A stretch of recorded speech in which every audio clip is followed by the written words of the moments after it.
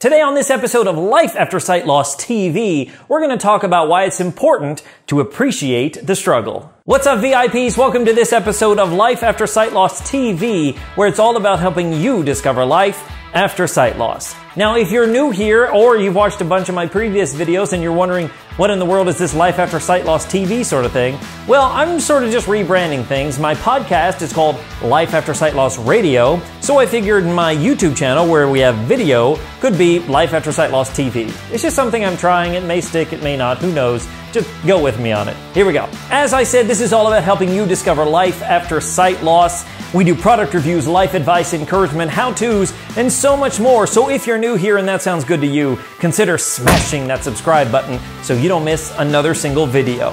One thing I've learned after 16 years of being visually impaired and speaking with numerous visually impaired people from around the world is that we really just want to move on past the vision impairment part. You know, either we want to move on and have a great life, or we want to go back to being sighted. This sort of hazy middle ground is terrible because we're not sure exactly what to do. Should we hold on to hope that we're going to find a cure? Should we keep on moving forward and not worry about the cure at all and let that go? Or what should we do? We don't want to be in this limbo area. It's really not fun. But the reality is this area can teach us a lot about ourselves, about our situation, about the people around us, about our beliefs, about our values. It can teach us a ton. And so one thing I want to encourage you today is this. I want to encourage you to appreciate this space or the struggle that you're having. Whether it's emotional, whether it's physical, whether it's mental, whatever it is, I want you to appreciate that and not try to move out of it so quickly, whether that's backwards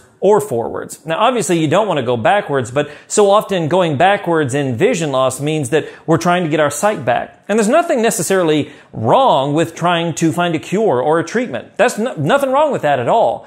But what we don't want to do is move away from being a visually impaired person.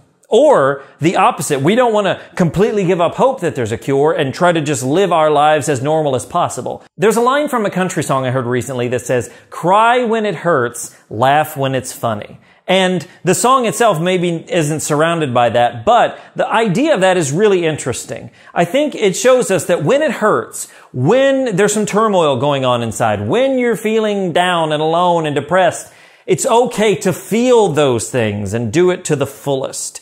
But when you're also feeling excited, joyous, happy, it's okay to feel those things too and feel those to the fullest. So whether you're crying, whether you're laughing, whether you're out enjoying life with your friends, whether you're staying home because you're a little depressed today, whatever it is, it doesn't matter. Feel it to the fullest and enjoy and appreciate this time of struggle because it's going to teach you a ton of stuff.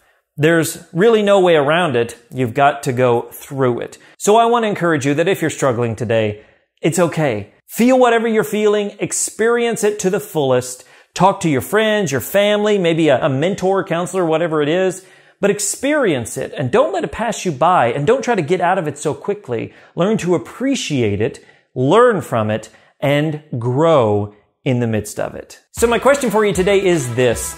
How are you appreciating the struggle?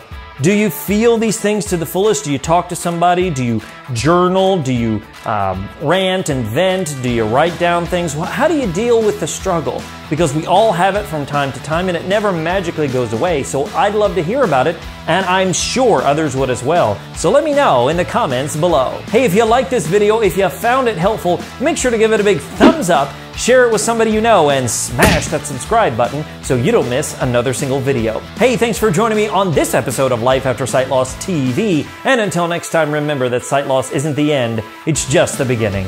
My name's Derek Daniel from LifeAfterSightLoss.com, and I'll see you in the next one.